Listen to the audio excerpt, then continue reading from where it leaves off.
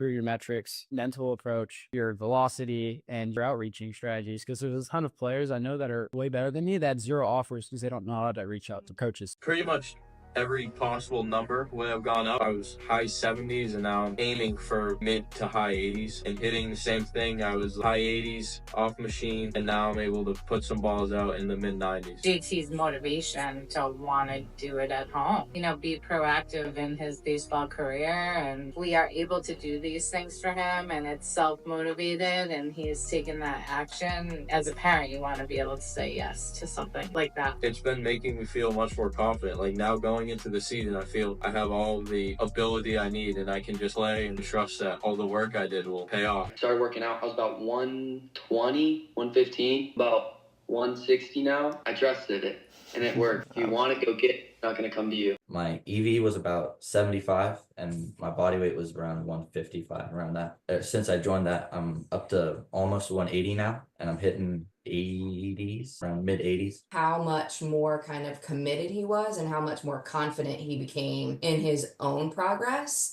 instead of questioning himself about, am I doing the right thing or is this the right thing? So you could kind of see the stress level decrease a little bit, and then that energy could be focused on really all of the program aspects, right? Or his workouts. Do that. If you could get on and do what you said day in, day out, it's amazing. Like a game changer. Through your program, I just realized like how much more I could learn. I could just feel the improvement over the course like of 4 or 5 months, like you said. I could feel the improvement myself. With you being able to supply me with this type of structure, I'm able to just learn for myself and learn how to improve by myself, which makes me feel a lot better as well as a lot more accomplished in the end. You can give him guidance and he can always ask questions to you. I could see how he became more confident after talking to you every time. You are always there when he needs. I think it's really important to know or be told from someone professional like you. It was a completely new experience for us. I think we were skeptical. We dove into some of the content. We realized how good it was and the quality of it. The way that you kind of worked with him and you set expectations for him, like, hey, these are the things I'm expecting from you, and that was a big part of why we enjoyed the program as well. The program has made me like a little eagerness to go out and do something and not just like wait for the team practice and do things on my own. As his dad, I can tell him till I'm blue in the face that this needs to be done. And sometimes it doesn't resonate coming from the dad. Sometimes it needs to come from a pro ball player. Through your program, I just realized like how much more I could learn. I could just feel the improvement over the course like of 4 or 5 months, like you said. With you being able to supply me with this type of structure, I'm able to just learn for myself and learn how to improve by myself, which makes me feel a lot better as well as a lot more accomplished in the end. I definitely recommend joining it. It's awesome. The community's great. Having you there to support you is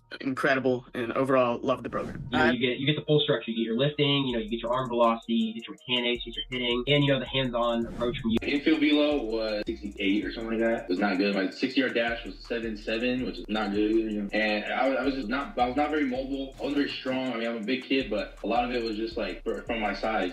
My infield velo now is 80, and my 60-yard dash is 70. It's insane. What was the root cause for all that? It was just staying consistent with the program. I think just I had to really stay on, like focus on the path that I was trying to get. You know what I'm saying? I was trying to become elite. I was trying to get better. I know the stats at the time. I was like, oh yeah, that's not that bad. But going back and looking, that's not where I should be to play at the next level. Staying consistent with the program really helped me through that time. I feel like now I'm really like dialed into what I'm doing. So when I do it, it's just like this before, like you talked about earlier, like it's just coming in natural. That felt good. It gave me my confidence shot up. I think you should join in. You do a really good job of replying back to messages, and you're really fast to help out other people with like coaching and their swings. You're a pretty good coach.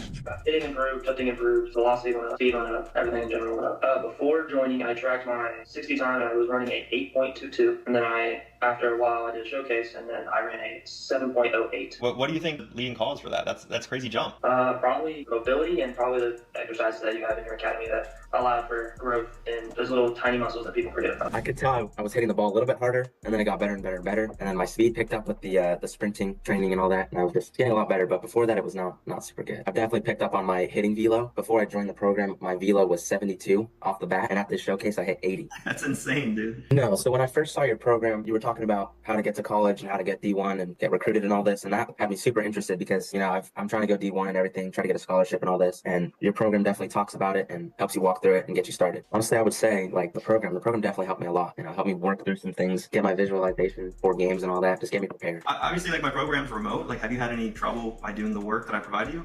Not at all. It's right in front of you. So it's super easy to get. Search it up, find it, and start working.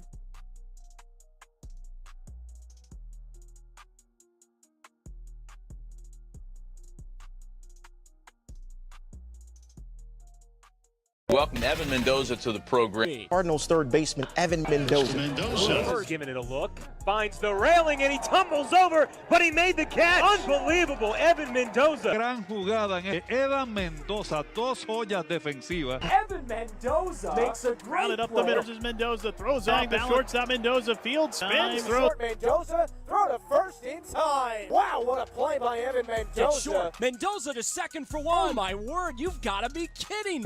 Evan Mendoza. For Mendoza lifts one to left. An inning. Mendoza, that one's sailing back there, and it's gone. Now, those are some of the plays and the insights of playing baseball at the highest level, not just posting about it. Now, let's flip the script. Here's what my students and families have to say about working with me. Just share his stories of the kids asking him, what did you do? And his one answer was one word.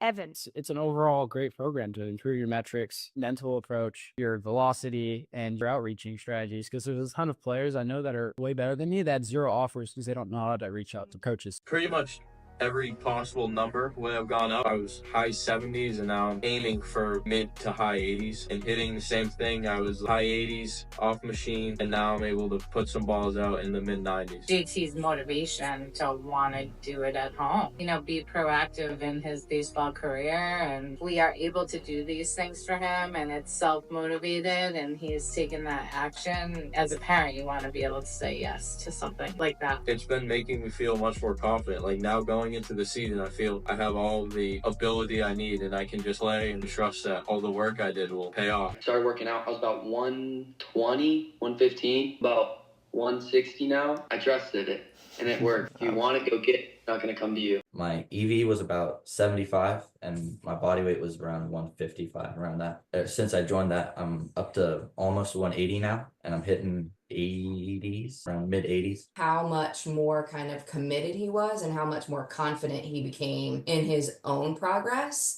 instead of questioning himself about, am I doing the right thing or is this the right thing? So you could kind of see the stress level decrease a little bit, and then that energy could be focused on really all of the program aspects, right? Or his workouts. Do that. If you could get on and do what you said day in, day out, it's amazing. Like a game changer. Through your program, I just realized like how much more I could learn. I could just feel the improvement over the course like of 4 or 5 months. Like you said, I could feel the improvement myself. With you being able to supply me with this type of structure, I'm able to just learn for myself and learn how to improve by myself, which makes me feel a lot better as well as a lot more accomplished in the end. You can give him a guidance and he can always ask questions to you. I could see how he became more confident after talking to you every time. You are always there when he needs. I think it's really important to know or be told from someone professional like you. It was a completely new experience for us. I think we were skeptical. We dove into some of the content. We realized how good it was and the quality of it. The way that you kind of worked with him and you set expectations for him. Like, hey, these are the things I'm expecting from you. And that was a big part of why we enjoyed the program as well. The program has made me like a little eagerness to go out and do something and not just like wait for the team practice and do things on my own. As his dad, I can tell him till I'm blue in the face that this needs to be done. And sometimes it doesn't resonate coming from the dad. Sometimes it needs to come from a pro ball player. Through your program, I just realized like how much more I could learn. I could just feel the improvement over the course like of 4 or 5 months, like you said. With you being able to supply me with this type of structure, I'm able to just learn for myself and learn how to improve by myself, which makes me feel a lot better as well as a lot more accomplished in the end. I definitely recommend joining it. It's awesome. The community's great. Having you there to support you is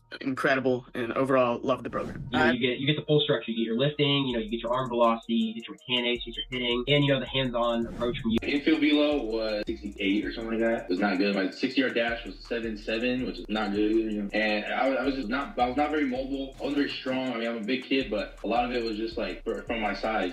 My infield velo now is 80, and my 6-yard dash is 70. It's insane. What was the root cause for all that? I mean, it was just staying consistent with the program. I think just I had to really stay on, like focus on the path that I was trying to get. You know what I'm saying? I was trying to become elite. I was trying to get better. And I know the stats at the time. I was like, oh yeah, that's not that bad. But going back and looking, that's not where I should be to play at the next level. Staying consistent with the program really helped me through that time. I feel like now I'm really like dialed in into what I'm doing. So when I do it, it's just like this before, like you talked about earlier, like it's just coming in naturally. It felt good. I mean, it gave me my confidence shot up. I think you should join in. You do a really good job of replying back to messages, and you're really fast to help out other people with like coaching and their swings. You're a pretty good coach.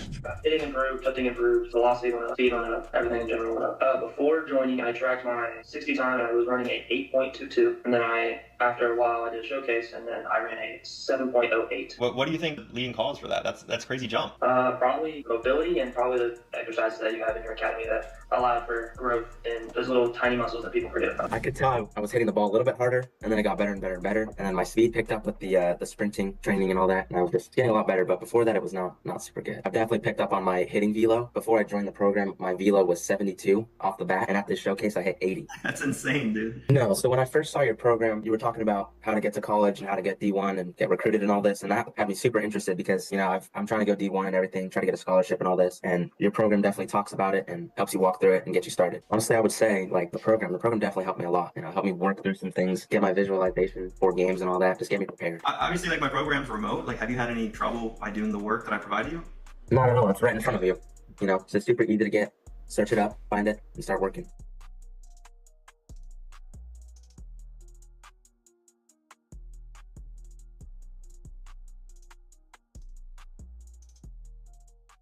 Welcome Evan Mendoza to the program. Cardinals third baseman Evan Mendoza. Mendoza giving it a look, finds the railing and he tumbles over, but he made the catch. Unbelievable, Evan Mendoza. Gran jugada en Evan Mendoza, dos joyas defensivas. Evan Mendoza makes a great Rounded up the middle. Mendoza throws off the shortstop. Mendoza field spins. Mendoza throw to first in time. Wow, what a play by Evan Mendoza. Mendoza to second for one. Oh my word, you've got to be kidding. Evan Mendoza. For Mendoza lifts one to left. An inning. Mendoza, that one's sailing back there, and it's gone. All right, welcome in. Hope everyone's having a great Monday morning. My name is Evan Mendoza. I'm your host here today. I have another episode of Coffee and Baseball. Welcome back for everyone that has joined in before. If you're a first-time listener, feel free to go ahead and put the baseball emoji down below so I know that you are a first-time listener. Guys, welcome in. And as you guys always know, the very first thing that I love to do is move over this to the next day and basically just showcase that consistency. Of course, whatever we're doing, obviously we need to be able to showcase that in everything that we've got going on. So, all right, let's get started, guys. Well, we did have some questions because I did start up the live over on YouTube a little bit early. So we got a couple of questions. So we have, my son's a 2025. So he's really a freshman in college. All right, left-handed outfielder. So an outfielder, I don't know if that's bats lefty or throws lefty, but runs a 7.160. Is that fast enough to get looks? So ideally, so this is where like it really does matter if you bat lefty or throw lefty, right? Because if you bat lefty, your 60 time and really your home to first. Your home to first time is going to be a lot better if you're a lefty. It's going to be worse if you're a righty, right? So if you're running a 7.1 and you're a righty, it is going to make a little bit of a difference, right? But if you're a lefty, your home to first is going to be a little bit better. And again, I always forget what I always do, and I don't create a different layer. So I'm going to have to delete all this again. But yeah, ideally, like a 7.1 for an outfielder in all reality isn't the best. This is where like ideally we want to be sub 7 seconds for really all positions, guys. If you are an outfielder, which is technically a speedy position, you want to have a better 60-yard dash, especially if he's a freshman in college. I'm curious if he's already playing or if he's got anything going on as far as continuing his playing career and whatnot. But yeah, guys, if you have any baseball-related questions, feel free to ask. That's what I do here on these lives, so feel free to ask. Oh, we have user 53P. Welcome back in. I think we were DMing. How many times a week should I be training baseball, fielding, hitting? That's completely up to you, right? You don't have to do anything you don't want to do. But as far as, okay, so let's break it down as far as what I did. Whoa. Let's break it down to what I did in high school versus what I did in college and what I did in pro ball, right? So does that make sense? So we're gonna go over high school. Let's do NC. Let's do D1. It looks cooler because I did go D1, guys. I went to NC State University and then pro. All right. So the question was, let's get into it here today on our first recording. All right, the question is, how many times a week should I be training for baseball, fielding, hitting, and throwing. So ideally, we're going to break it down between what I did in high school, what I did in D1, and what I did in professional baseball. So as far as high school, and let's talk about really the off season. So in the off season, this is where it's not as required to be as consistent for your skill work. I think it is very, very important to be very consistent on your physical development in the gym. But as far as your skill development, I would say like 3 times a week is enough, especially in the winter time. But as we're approaching springtime, we obviously want to ramp that up. As far as in season, this is again where our skill work comes into play. We want to be doing like 6 times a week. Now at the D1 level, like off season, in my opinion, like in the off season, I was training probably 5 times a week as far as my hitting, my fielding. Like I was able to get the work done because at NC State we had an automatic feeding machine, and then also what I would do is crank that thing lower so that way I could get like ground balls off the ground. Like that's the ground, and then that way I could work on short hops, right?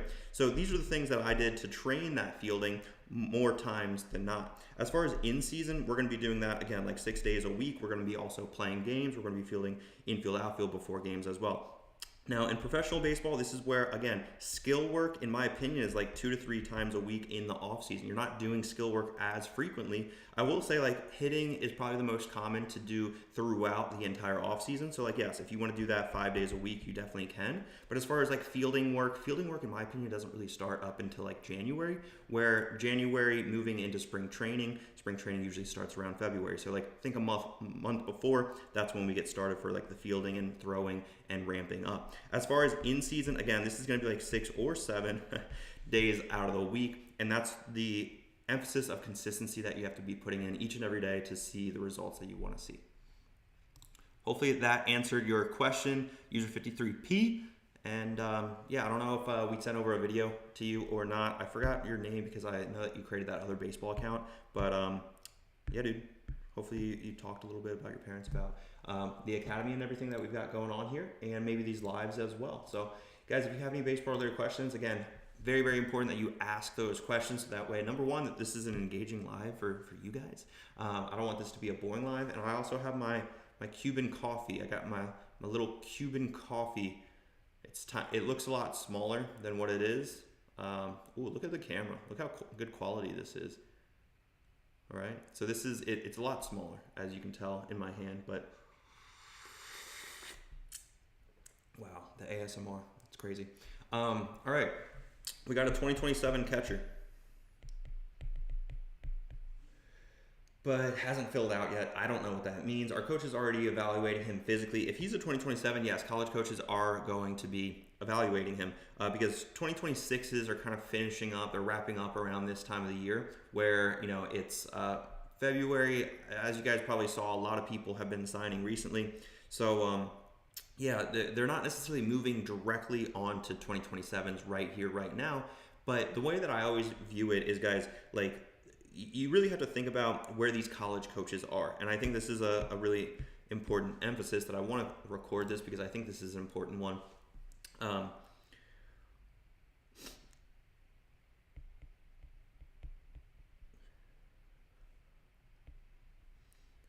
All right, I think this is a really important one because I want you guys to understand how college coaches evaluate baseball players, especially depending on the graduation year. So let's talk about like 2026s. Coaches are currently more or less looking at those seniors, especially the uncommitted seniors, especially if they're trying to fill some gaps in their recruiting class.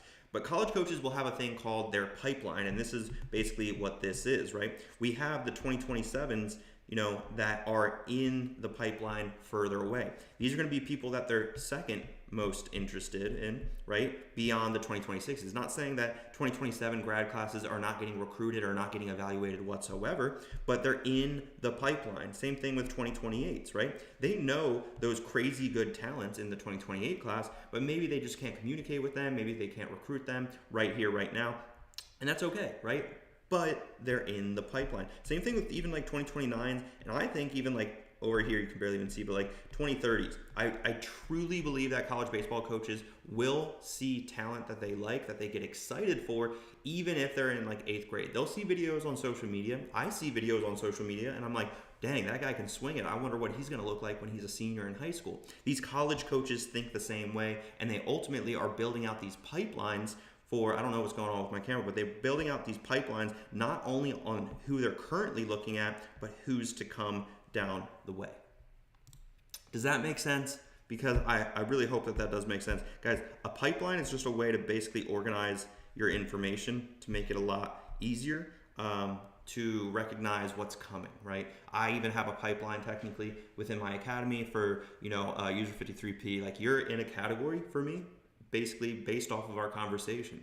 Other players as well, they're in certain categories based off of the certain conversations we've had. It just keeps things organized. So these college coaches use the same exact methodology to make sure that they're on track with who's coming in their graduation years coming up. How do I build better, proper throwing mechanics? Pat Rodriguez, I think I hit this on another live, but basically the more you throw means two things. You'll learn your mechanics faster, right? Because your mechanics obviously are your mechanics. They are your mechanics. By learning your mechanics, there's one way to do this. You need to throw more, right? So learning your mechanics, you can't learn your mechanics by looking at video nonstop all off season and expect to throw harder, right? Or better mechanics. So learning your mechanics is how you throw the baseball. Dude, like, more than likely you're old enough at the stage where you know how to throw a baseball. You need to learn your mechanics so that way you can do it properly. Now, by throwing more, what's ultimately going to happen is, again, we're going to kind of get into this cycle where now, right here, we're getting into learning your mechanics even more, and then we throw more. And basically down here, this is where that velocity jump will typically happen, because you're not trying to perfect your mechanics based off of like Trevor Bauer's mechanics or any great pitcher, Max Scherzer's mechanics, Verlander's mechanics. We're not trying to replicate that. What we're trying to do is perfect our mechanics. I started getting into golf about 3 years ago. And I heard something that's really interesting, because like everyone obsesses over having the perfect golf swing. But if you have ever watched golf, which I don't really watch golf, it's kind of boring to be honest with you. But if you ever watch golf, everyone swings a little bit different, right? And with these golfers, you have different swings, right? You have swing 1, you have swing 2, you have swing 3.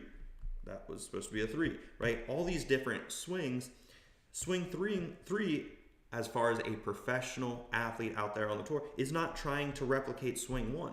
If anything, swing 3 is trying to replicate what he knows his A swing is. And same thing with like hitting. We are always trying to optimize for an A swing. And if you don't know what an A swing is, it's basically how we can best,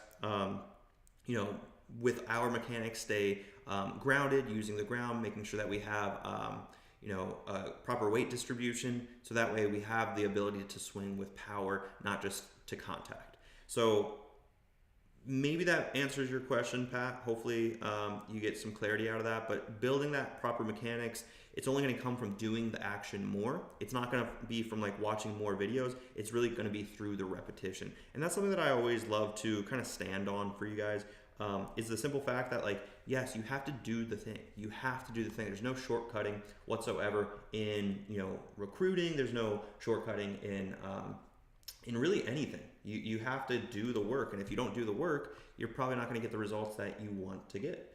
It's as simple as that. So doing the work is always going to get you where you want to go. So hopefully that answers your question. Awesome, Pat. And thank you for asking questions, being engaged. Also, all my viewers on YouTube, make some noise. I want to hear from you guys, because YouTube viewers are the best viewers. Guys, if you are in the first time Coffee and Baseball, guys, go ahead and just comment an emoji, a baseball emoji, so that way I just know that you're a first time viewer of the Coffee and Baseball show. Is it a show at this point? I don't know, but we're on day 23 of 50. I'm obviously really excited to be able to get into motion with you guys. I really do feel like I'm in motion. I'm in and I love how the kids use the word motion as like someone that has motion. And if you're a parent listening to this, you're like, wow, this guy speaks the same language as my kids. But yes, somewhat.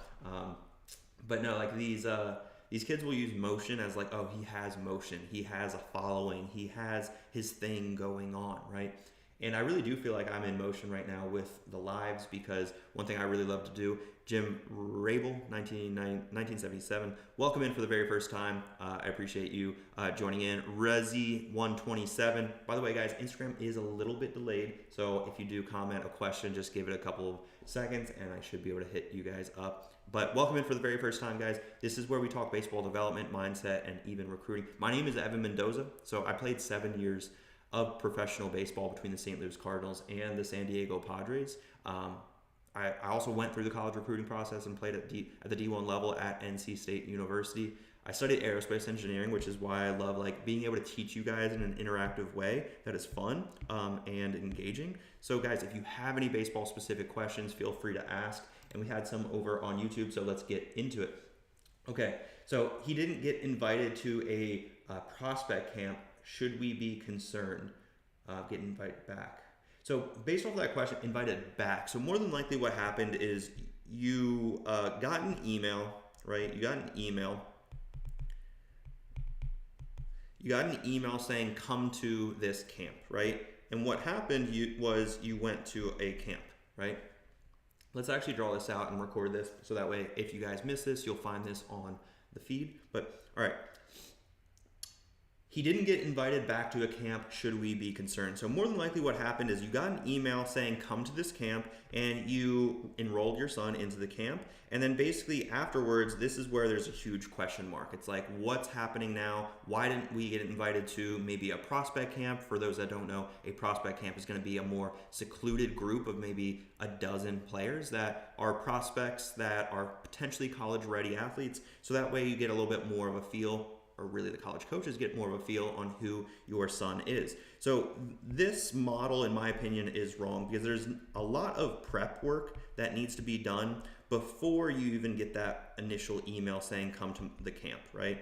We need to be outreaching to these college coaches. And then in response, like, yes, there might be a camp invite, but now we know if these college coaches have actually done a little bit of research, they've done a fractional evaluation on your son based off of a highlight video we attached to our emails. And then if we go to the camp, this is where, like, again, there's going to be a little bit more prep work, maybe 1 to 3 days before we can send out another email showing that excitement for the camp. So now we actually attend the camp with a purpose. We shake some hands that we've already had contact with over email. And then after we're doing post, and that's another email showing gratitude. And then this is where it really sometimes stalls for some people because we don't know how consistent we want to show these college coaches that we're on top of it. And we definitely don't want to annoy these college coaches by emailing them too much. So this is where ideally we want to keep them engaged. And the longer that we keep them engaged, the more research that they do on really yourself or really your son. This is where the money is. That's where the interest is. That's where the conversations are. That's where the phone calls are.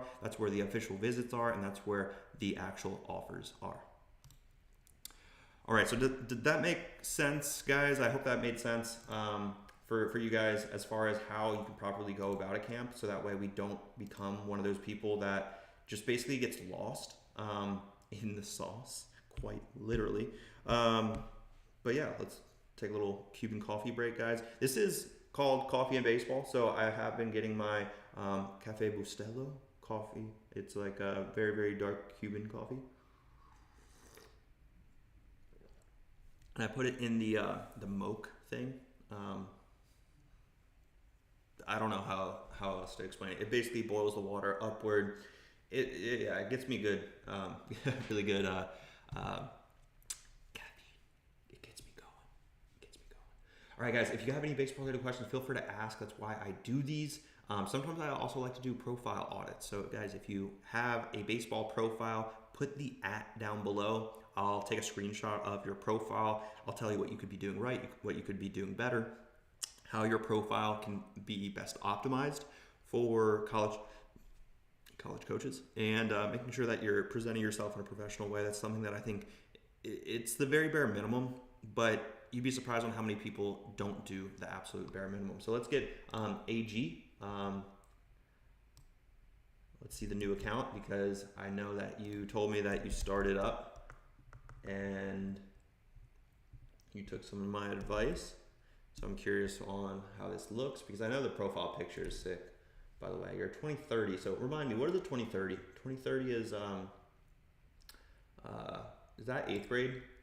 Because you might be in the realm of potentially working. What is 2030? I'm 2026 is senior, 2027 junior, 2028 sophomore, 2029. Yeah, so user 53P Alex. So one thing is, yeah, we have a hard cutoff on 8th grade and up. So basically, like, you do technically qualify to work with me, dude.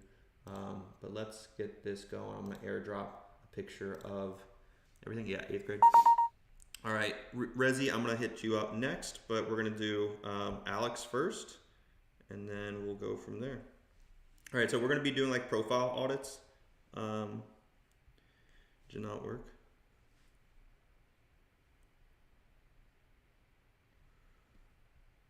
I don't know where it is. You guys can see all my pictures and everything. It's kind of weird, right? Maybe I'm gonna do like simple. All right, one second. I'm gonna get this picture over because I don't know why it's not. Oh, I shared the wrong file. And since I'll do Jay Aitzer, just don't go anywhere. That's the one thing that I asked you because I'm gonna do you right after Alex. So we got J8YCER. Awesome. Man, you don't follow me, man. That's disheartening, man.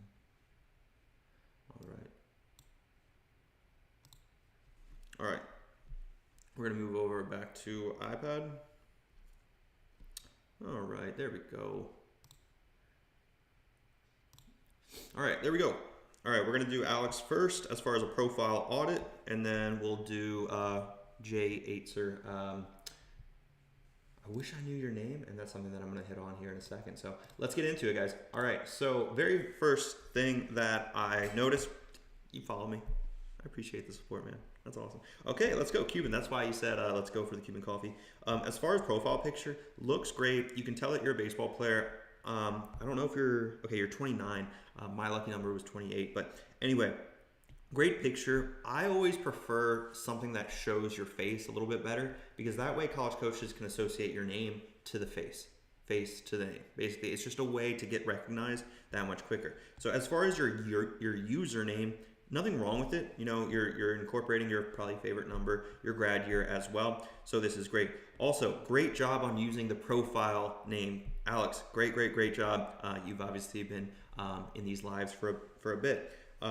As far as athlete, the category. So the one reason that I actually don't like the category, that's something that's inside the Instagram profile, is basically, think about it. Your bio is right here, but really your bio could be right here.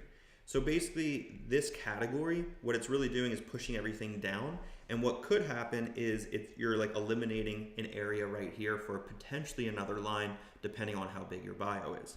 So that's just one thing to keep in mind. As far as like referencing that this is your baseball account, there's nothing wrong with that, dude. I'd probably say that that's actually just totally fine. You're showing your nationality, you're showing 13U AAA Drip Baseball Blue, class of 2023. So this is where, again, like, we don't need to be repetitive with what we're posting, right? 2023, 2030, you're showing it right there and right there. Now, as far as that goes, so not many people will associate a middle school and know exactly what that is unless you're local to your specific area, right? So this is where, in my opinion, like, your middle school and your middle school baseball program, I don't even know if you have a baseball program, isn't that important. So honestly, I would take that out. Your 2023, again, we can take that out. And basically what we can do is move everything upwards. And as far as how you structure your bio, guys, there's a million different ways. There's the emoji style. You don't have to do that, but basically you could do like the baseball emoji, and then you could put this right here, right? 13U AAA drip. And then you could put like blue, because you don't have to necessarily put baseball, right? It's kind of assumed, right? So that could be your first line. In my opinion, like, you could do the Cuban flag, right? And then you could put, like, in my opinion, I love leading with metrics, so that way you can keep that updated. And most importantly, what we can do is always go back to our bio and change those up for the improvements, right? So, like, really simply, you can put your 60 time, and if you don't know your 60 time, dude, run 60 yards. That's all it is, basically. And in 8th grade, dude, don't expect that to be anything crazy fast, like close to a 7-second. But let's say like you're at an 8-1. That's fine. Vertical line, arm. Let's say you're at a 68. Cool.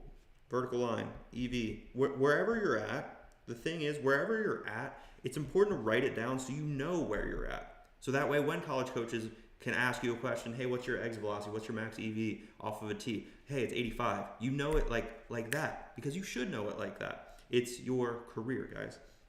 But as far as like incorporating that, that's what we can probably put in that last line. And that's where you could put like just simply, you know, you technically could put another emoji, whatever emoji you really want. And then you can just put main and then you're at, right? Basically, that's just the way. You don't necessarily have to say baseball account. Just make it, hey, this is, you know, it's obvious that it's a baseball account. But now let's get into your highlights. Good job basically putting that there is a highlight. It just gives another avenue to quickly go through who you are. I don't really know my exit velocity. I just know my throwing kind of. So like this is where just eliminate whatever you don't know. So like if you don't know your exit velo, just don't include that. If you have your 60 in your arm, start with that until you know what your exit velocity is. Once you get to know what your exit velocity is, then, you know, of course, incorporate that as well. But as far as the highlight, good job. Again, honestly, like I think this would be a better profile picture for you, just because again, it kind of shows your face a little bit better. But this is where this post in particular, in my opinion, is doing more harm than good. The reason why is because it's so zoomed out. I haven't clicked on it yet, but actually I will look at it right now because I'm curious. 80, 29, 20, 30. So let's see.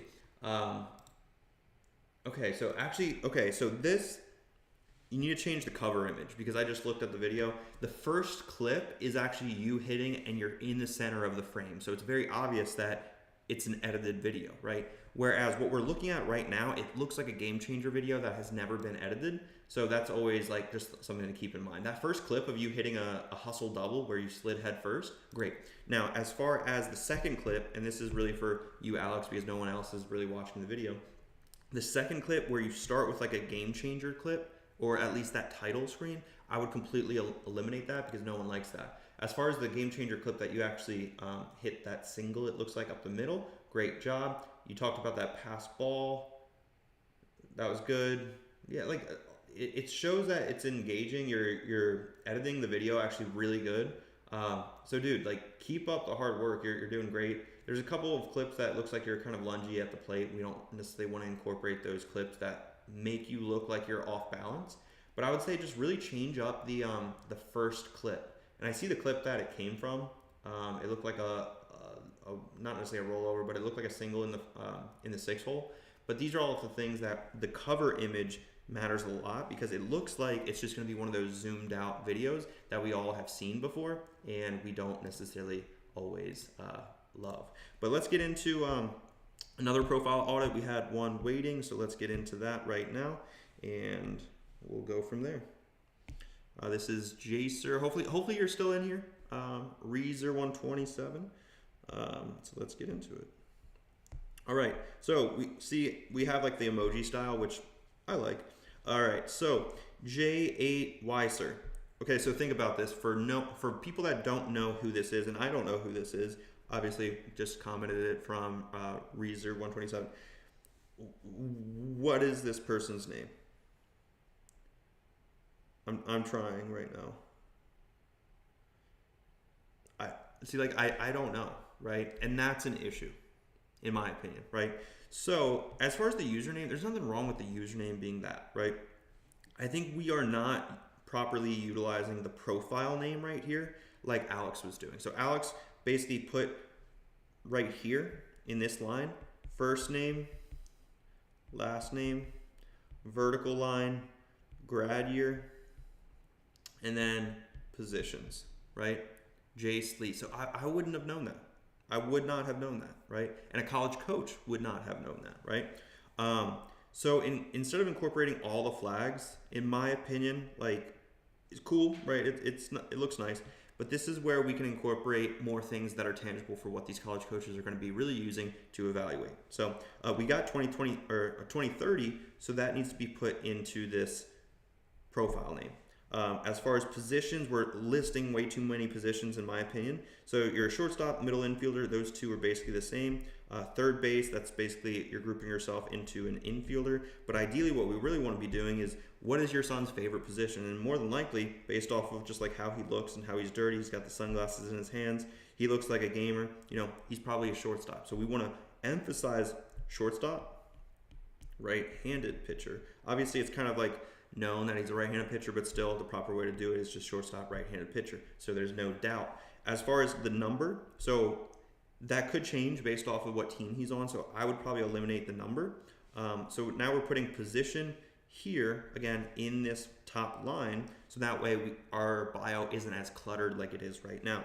Now, incorporating all the different teams that we've played on. This is why I don't think it's really important, because these things are going to change. So instead of incorporating all the different teams, I would incorporate, again, all this. I would put more metric base. And then if anything, we can put a CTA right below to click on that perfect game. So think of it like, you know, 60 arm and EV on that line.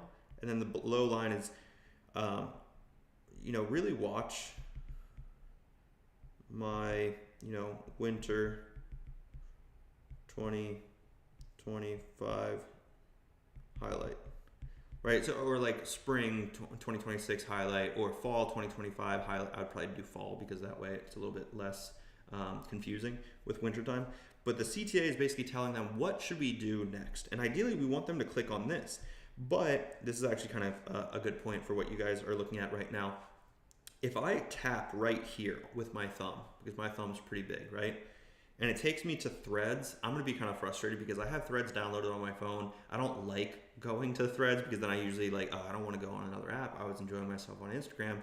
So like, the thing is, what I've always learned is we don't want to redirect people too many times. And if you look at my Instagram profile, by the way, you'll see that same exact philosophy. We have one link at the very bottom because we don't want people to go all over the place. And by the way, if you are a 2023, keep saying that. If you are a parent of a 2030, you technically are qualified to work with me inside my academy. We do have a hard cutoff of 8th graders and up. So if you guys are interested at any point in time, if anyone is also listening in right now that is interested in working with me one-on-one, you can always click the link in my bio on Instagram and apply.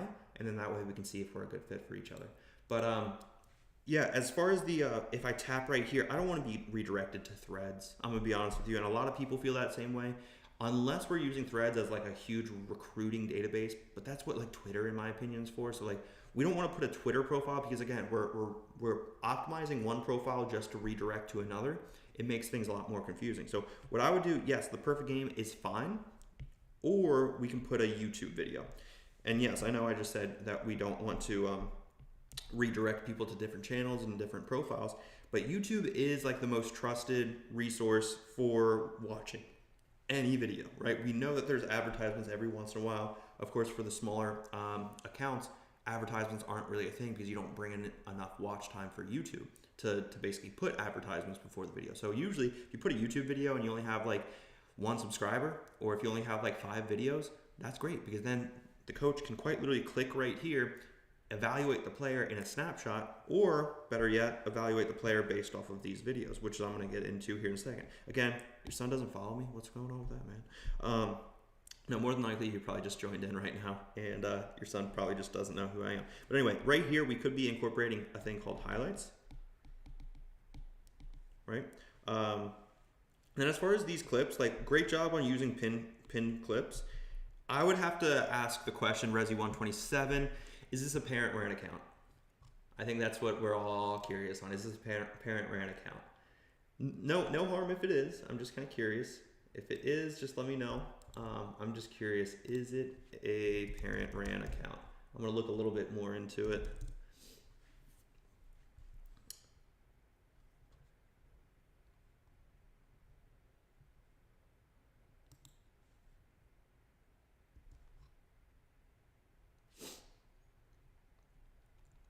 And just because Instagram is a delay, I always forget about that. But yeah, I'm going to assume 8th grade probably is a parent rent account.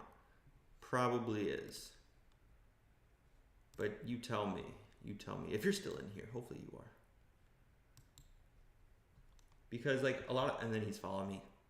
Both, more player though. Okay, I mean that's awesome if he's like editing these videos, because like that editing style is important. I'm checking out his pin post, or your pin post right now, of him working at that indoor facility, doing some infield work. Those are all great things. Like the tracking is actually pretty solid. Oh, we got like a vertical video on a horizontal, or no, we got a horizontal video on a vertical post. That's not always the best. We got a lot of training though, like basically showing what he's up to, and like looks like he's a baller as far as the infield work. That's something that I always enjoy. Okay, yeah, good editing style, yeah. Good tracking, yeah, there we go. Yeah, so like these more engaging type videos, like this is where like if you do that consistently, but not necessarily only on baseball, this is really important. So I'm gonna go ahead and actually share this with you guys so you get an understanding truly what I mean by everything that's going on as far as, I forgot the name again, what is truly going on. So let's get over to the computer, and that's not the correct one. Where is that? I don't even know what computer that is. Let me change this up real quick, guys. Evan, can you please evaluate my swing? It's on YouTube, Kevin Bullock. Yeah, just 1 second. I'm trying to, I don't even know what that is.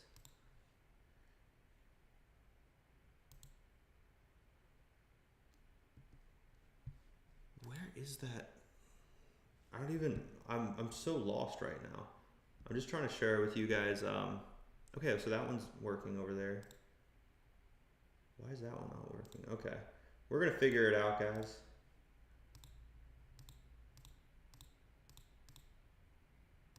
Okay, there we go. Holy cow, that took forever. Okay, so we're gonna go over this profile.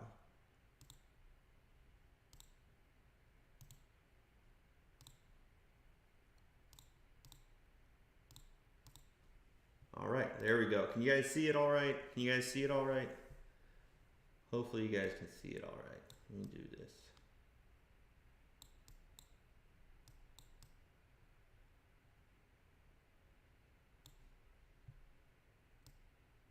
There we go.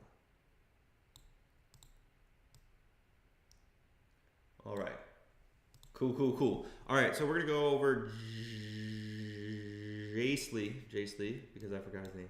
I had to look at the chat. So like, as far as the content that we're posting, right, really important to understand that like this is good tracking. It's full frame, which means it's basically all vertical. That looks great. Now, as far as this, we got that black space, right? So that's not necessarily the best as far as optimizing for Instagram. Like if we can crop that in, that's always going to be best.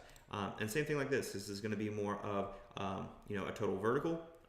This is great. This is what I think a lot of people need to be starting to do as far as the tracking, right? So this is basically just using keyframes, pretty simple concept, but like stuff like this makes the content look that much more engaging.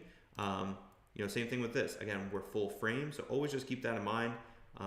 At this stage, we're like, okay, these are like game clips of, you know, your son slicing and dicing, you know, other 12 or 13-year-olds, right? That's cool and all. What I would probably suggest doing, if this is truly like a player ran account, by the way, like great picture, it looks awesome. Like he looks like a baller. And this is in Cary, awesome, at the USA complex. We played against Alabama there. Nice play, let's go. Awesome. About to sneeze. Anyway, so like all this looks great. All the plays that he's making in game, again, we could probably try to like eliminate the black space. Doing great, right? He's a baller. But now it's like, okay, let's document what that journey looks like. And this is the way that I like to always explain it, guys. And maybe this makes sense, maybe it doesn't. So I want to go back to the iPad. So when it comes to social media, because I love talking social media, I could talk social media forever, guys. I truly could. I love social media. I've done it since 2019. I started on TikTok. I think I have like 350,000 followers over on TikTok. close to probably a total of 140,000 over on Instagram between my personal and my Academy's page. Facebook, I think we have like 40,000 followers or something like that. I don't really check too often. But anyway, as far as when it comes down to social media, because I could literally talk about this forever. There's really two routes that we could go with this. And this is where I like to make sure that my students also understand this and also parents understand this. Because parents, it's going to be a lot more difficult to do this, and it's going to feel a lot more like a part-time job if you try to attempt to do this. So there's either create content or there's documenting the content, or documenting not even the content, documenting the journey, really. So creating the content, that's basically like your son plays in a game, you create the content because it's a cool play. Like, yes, I would definitely do that. I'm not saying to not do that, but I would be more curious on how we could better document that journey. So if you, and if you're a parent listening to this live right now, just try to think about this. Like, if you have maybe like a great grandmother or great grandma, or maybe grandma, or maybe your parents, right? Maybe they had a journal, right, on their bedside. I'm gonna try drawing a book. This is my attempt on a book. Maybe they had a journal on their bedside, right? Boop, boop, boop, boop. I could get carried away with the book. That's a journal, right? That's a journal. Okay, so like maybe your parents, maybe your grandmother or someone like that had a journal where they would write, this is what happened today. I met with this person. She's such a lovely person. We had tea together or whatever, right? So your parents, and this was probably like in the early 90s, I would say this was pretty common, that people would journal pretty often, right? And they would just write down their thoughts, and that was their way of documenting basically what happened. Now think about if we did that same exact concept. We're journaling what happened in the day, but now we're documenting it through a video. That's what I mean by documenting the journey. We don't want to go ahead and create stories. We don't want to go ahead and create dance moves and post that on TikTok. Like, in my opinion, like that's not what we do for building a brand within the game of baseball. And by the way, I have a higher end program for some of my select students that have asked me for additional social media help. It is called Branding with Baseball, because we're trying to optimize for NIL opportunities down the road in college. We're trying to optimize for, of course, using social media as a vehicle to help get recruited. So this is a lot what parents probably already think about when it comes to social media and getting that additional exposure for your son, especially if it's done the right way with a strategic approach. So again, if we're thinking about that, documenting that journey, what we're really trying to do is documenting the journey as well for your son in the game of baseball. And that's where, like, if your son has access to a phone, and if Jace Lee, if he is like creating that content, editing the videos, maybe in CapCut, he knows how to edit those videos, and it doesn't take a lot of time, by the way. But once you get good, it gets easier, right? So if your son is the one creating that content and also documenting and just like recording a 2-second clip of him walking to practice, a 2-second clip of him putting on his cleats. Maybe you record 1 second clip of him fielding a ground ball or hitting one swing at practice. I did say one swing. I didn't say the entire batting practice session, right? Because the reason why is you add these 1-second clips, and you have to add like quite literally 30 1-second clips to make a solid video. So like, if we really think about how long it takes to take your phone out of your pocket, record for 1 second, I would say it probably at maximum takes 10 seconds to do that once. Now do that 30 times, that's what, 300 seconds? I don't know exactly how many, 300 seconds divided by 60, that's gonna be total of 5 minutes. As far as stitching those videos together, very, very important. When you add those files to CapCut, you just click them right in the order that you want to put the video. And ideally that process should take maybe another 5 minutes. Now editing it, putting music on top, making sure that it's formatted the right way, motion tracking if necessary, maybe another 10 minutes. So like in total, as far as putting social media content out there, I would say it shouldn't take you more than 20 minutes a day. And if you do just one video a day, just like that Francis guy is doing in New Jersey, he's on day like 530 of Road to the MLB. Like that's his series, which I think is really, really interesting and fascinating. but that's his series. I'm not telling you to copy him by any means. Frankie, hey, Evan, love what you do, and how can you not be romantic about baseball? Absolutely. So yeah, really thinking about like how we can put that content out there and document that journey is really, really huge, especially in video format. The reason why I love social media is because like it is going to be out there forever. It is going to be like content pieces that my great grandkids will be able to watch if they ever catch wind that I played baseball at a high level. So these are just things that I think it's going to be pretty cool to think about, later down the road. But yeah.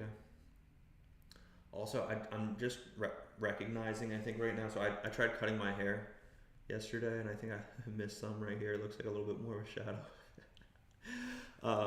I like to cut my own hair every once in a while. I don't love taking like 2 hours out of my day to go get a haircut and talk to the barber and all that. I just don't enjoy it. So I like to try to cut my own hair in like 20 minutes if possible. I don't know if everyone else feels the same way, but yeah.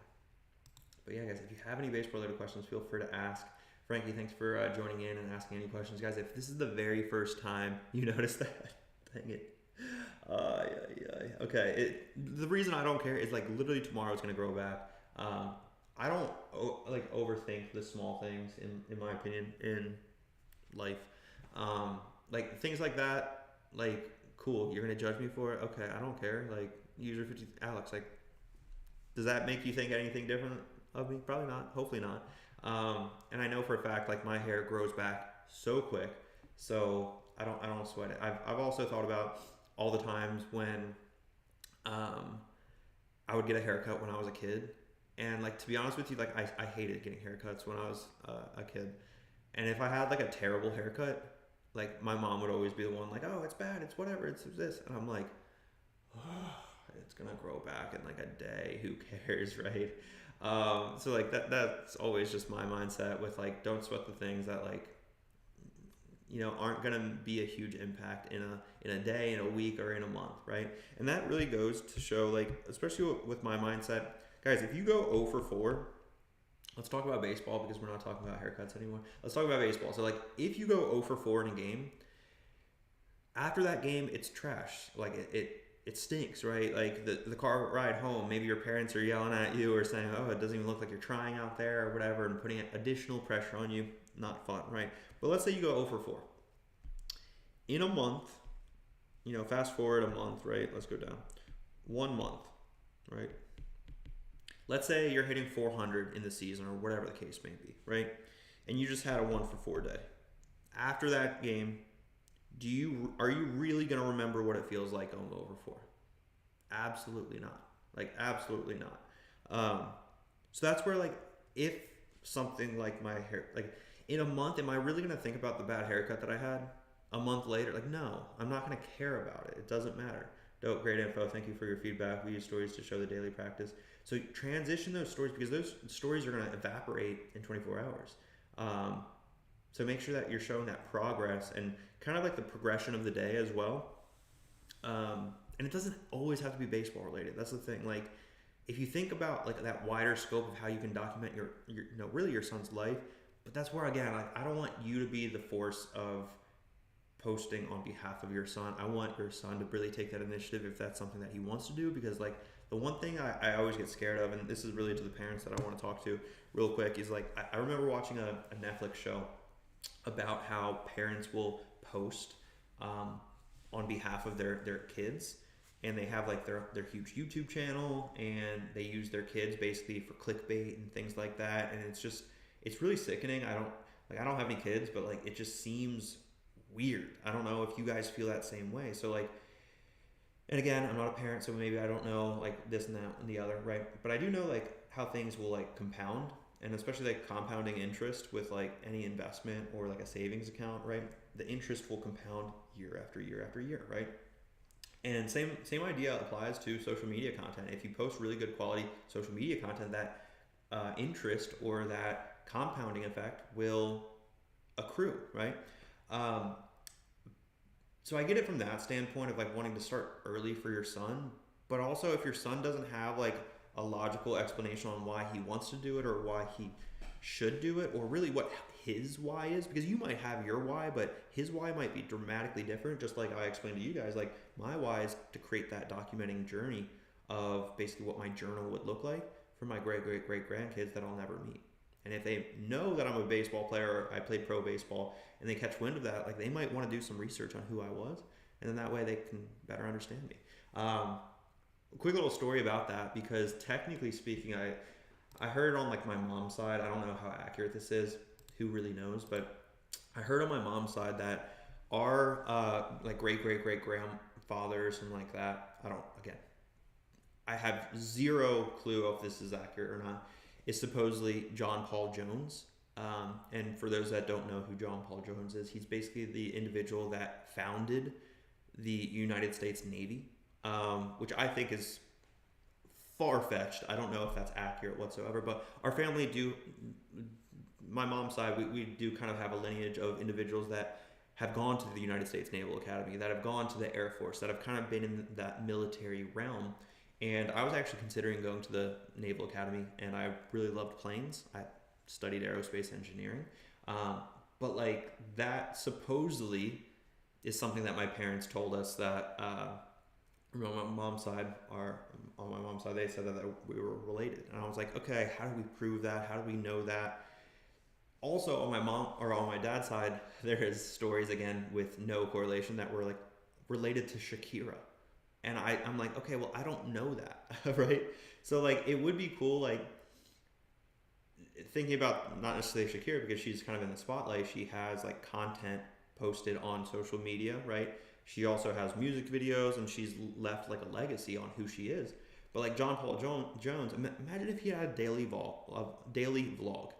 How cool would that be? And in that daily vlog, there was one video that says like, oh yeah, we just had my first daughter, and that first daughter was like my great grandma or something like that, right? On my mom's side. So think about like that. That isn't necessarily so much about baseball. That's going to be more or less about your family and like your lineage, your legacy, right? So that's why I do the social media stuff. Like I want to be able to produce something that I'm proud of, but then also individuals are seeing great value out of it as well. So hopefully that gives you guys a little bit more of a understanding of everything. But dope, great info. Thank you for your feedback. Yeah, okay, cool. I already read that one. But yeah, guys, if you have any baseball related questions, we have about 10 more minutes until we wrap everything up. But yeah, I really like that mindset of just like, what's going to matter, right? What is going to really matter?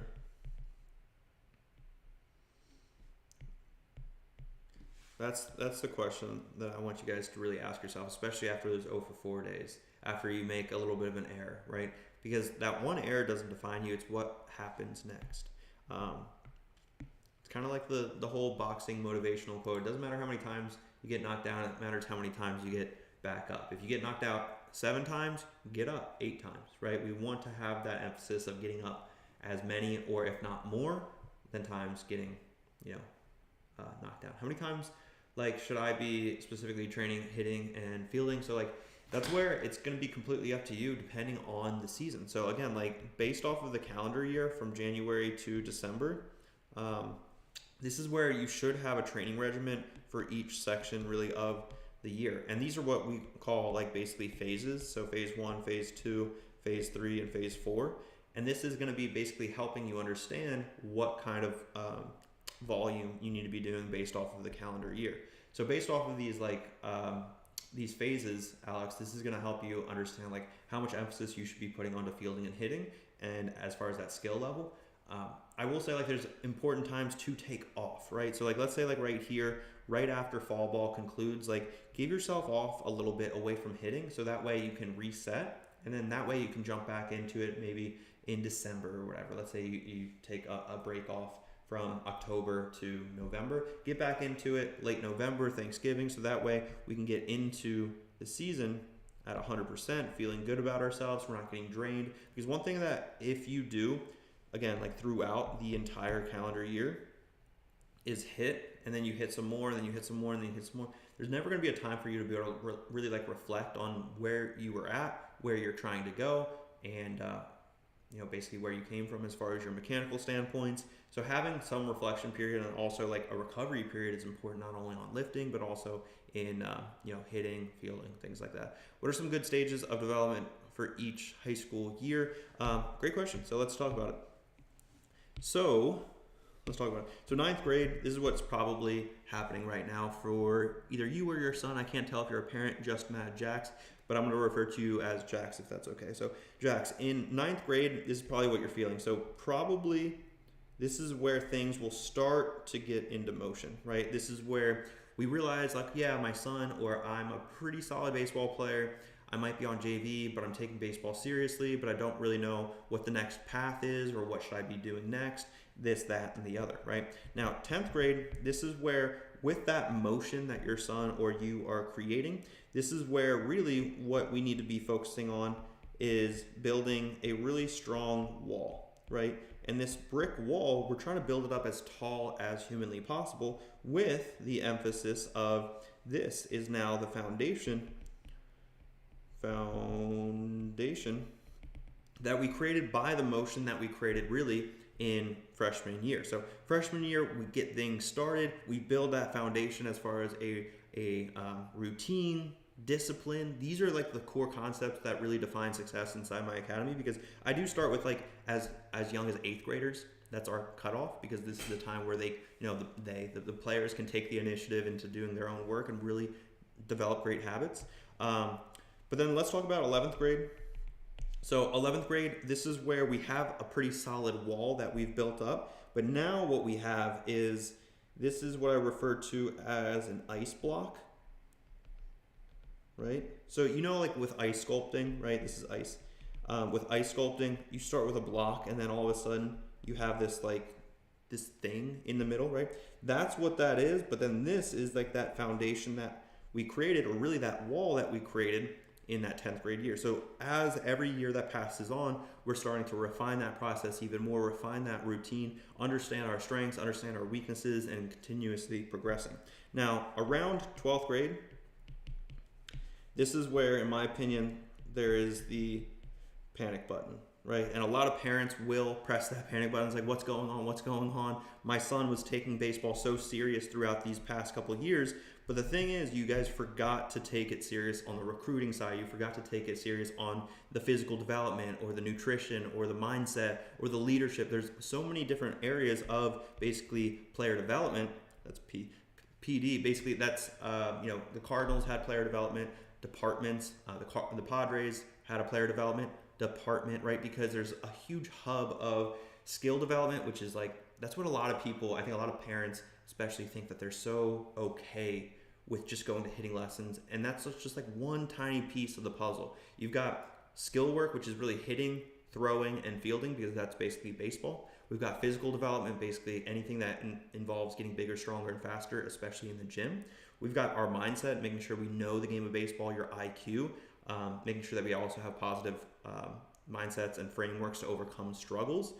We also have the diet and the nutrition, because obviously supplements, hydration, and your fuel that you're putting into your body makes an impact of your overall player development. But then also on the leadership side of things, we need to make sure that we're developing a good mindset to be a good team leader, because some organizations at the professional level have invested in resources like ex-Navy SEALs to help us understand basically how we can be better teammates, how we can show up better, how we can put things into better perspective. So like a lot of people will just focus on this tiny little area of hitting lessons right here, but then think that that's going to take them into their 10th grade year, think it's going to take them into their 11th grade year. And that's why in 12th grade, they'll hit that panic button, because they haven't prioritized the right things. Maybe you prioritize travel ball, showcases, camps, all these things, but we forgot about player development, which is the most important thing with what we've got going on. So hopefully this understands as far as like the different stages of wherever you're at. Mama Lee, I'm curious on like where your son is as far as what grade he's in, because at every grade really and at every level there's going to be different things. I will say like this is an important one to always address with you guys, is the August 1st date in between basically 10th and 11th grade. 11th is over here, right? So basically August 1st of junior year, it's basically after 10th grade but before 11th grade, August 1st. This is when college coaches can communicate with your son directly through a phone call, through a text, through a DM. They can be the one that's initiating those conversations. So if Jackson's in 9th grade, this is where really we want to develop out those right habits, so that way he can create those habits throughout really his high school journey. And I hear it all the time, and it really frustrates me, especially from parents. So like, and maybe it's small, maybe it's innocent, but I get frustrated when I hear it. So like, I'm happy you didn't do that right now, Mama Lee, but like, there's so many parents out there that would have answered that question with, he's only in 9th grade. He's only a sophomore. He's only a junior. And maybe I get so frustrated because I understand how precious this time is in high school, right? I want to be very direct with you guys. You can only play high school baseball for 4 years. Now, I'm not getting into the argument of like reclassing or anything like that. You can only play high school for 4 years. You cannot play baseball in high school for 10 years, 20 years, 7 years, 6 years. You can't do that. You only have 4 years to develop your skills, or really your son's skills, get him in the right mindset, and all these things have to collude, is that the right word? Merge at the same time, right? I think collude's like a negative connotation, like colluding. I think that's something bad. Anyway, English was never my favorite subject. Anyway, so 4 years, that's all your son has to develop his skills, make sure that he's in the right mindset, making sure that he understands he has to be in control of his journey, because it cannot be you, Mama Lee, right? It has to be Jackson. It has to be his initiative to get better each and every day. And personally for me, like, I got really, really serious around my sophomore year. And in my opinion, when I look back at my professional career, I look back at my collegiate career at the D1 level, I look back at my high school career being on varsity every single year of my high school journey, what could have moved the needle on the tail end, right? So I played 7 years of minor league baseball, made it up to the AAA level, was really on that cusp of getting up to the big leagues, but that never happened, right? So I always think to myself, what could I have done in my early stages that could have impacted the most in reaching that next level? And in my opinion, the answer to that question is simply, maybe if instead of sophomore year, maybe I started in freshman year. And this is coming from someone who's played 7 years of pro baseball, 3 years at the D1 level, again, was on varsity all 4 years. Like, I felt pretty successful throughout every stage, but still I felt just a tiny bit short from reaching that big dream and that big goal. And by the way, like freshman, sophomore, junior, and senior year, like, yes, I was a solid baseball player. I was never really the best on my team, though. Even my senior year, like, I truly think I was like the third best player on my team, because I was mostly known as a pitcher, but me as a hitter, like, I was not that good of a hitter at all. And I made that transition in college to become a third baseman. So if in my mindset, you only have 4 years. And I really despise when parents will tell me, you know, he's only this, he's only that. But yeah, guys, that's going to wrap things up because we are out of time. I'm going to go ahead and record a recap, and then we'll go from there.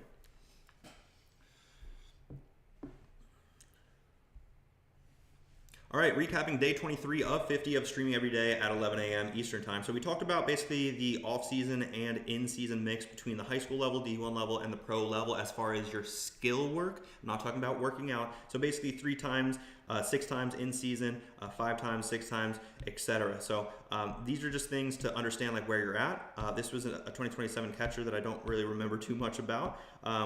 Here we talk about basically how college coaches will have a pipeline of players that they're looking at. So basically right now, like 2026, but they're going to have pipelines of players in different graduation years and people that they're excited for as far as when they do become eligible. As far as throwing more, you're going to learn your mechanics more, not necessarily learning the perfect mechanics. So by throwing more, learning your mechanics, what's going to happen is an endless cycle, and ultimately that's going to lead to increasing your velocity. Now here, to be honest with you, I really don't even remember. I think, we were talking about golf swings. So like on the tour, you might have golf swing 1, 2, and 3. This tour player isn't trying to be swing number 2. He's not trying to be swing number 1. He's trying to really perfect his own personal swing. And the same thing applies for your throwing mechanics and your pitching mechanics. Now, we talked about basically the ghosting that can happen after a camp. And what we really want to be differentiating ourselves with is the prep work. We're going to a camp invite from that prep outreach email. Then right before the camp, we're basically showcasing some level of excitement. We're also going to that camp, and then post camp, we're going to be sending an email. We did a couple of profile audits of Alex and I think it was Jace, and basically some modifications that they needed to do for their profile. Also talked about social media on the difference between documenting and creating, ideally like in that journal. Also, one thing that we also talked about is if we go 0 for 4 mentally, we feel hurt, we feel frustrated, the car ride home might stink, right? But after a month, if we go 1 for 4 and we're hitting 400, what is really going to matter in that time? So don't put too much of an emphasis on the mistakes that you make today if they're not going to really make a matter or make a difference in a month from now or a couple of weeks from now. We also talk about basically doing things completely year round and how there's no time for recovery. We also talked about basically a generalized timeline between 9th, 10th, 11th, and 12th grade, and especially the emphasis on August 1st. And last but not least, we talked about how you only have 4 years of high school baseball. So if you're a parent listening to this video right now and you say your son's only a freshman, or you say your son's only a sophomore or only a junior, think also you only, or really he only has 4 years of high school baseball, and that is it. All right, guys, that was the recap, and I'm going to see you guys in the next one just because I do got to jump, and I will see you guys later. Welcome Evan Mendoza to the program. Cardinals third baseman Evan Mendoza. Mendoza giving it a look, finds the railing and he tumbles over, but he made the catch. Unbelievable, Evan Mendoza. Gran jugada en Evan Mendoza, dos joyas defensivas. Evan Mendoza makes a great Rounded up the middle. Mendoza throws on the shortstop. Mendoza field spins. Throw. Mendoza throw to first in time. Wow, what a play by Evan Mendoza. Mendoza to second for one. Oh my word, you've got to be kidding. Evan Mendoza. For Mendoza lifts one to left. An inning. Mendoza, that one's sailing back there, and it's gone.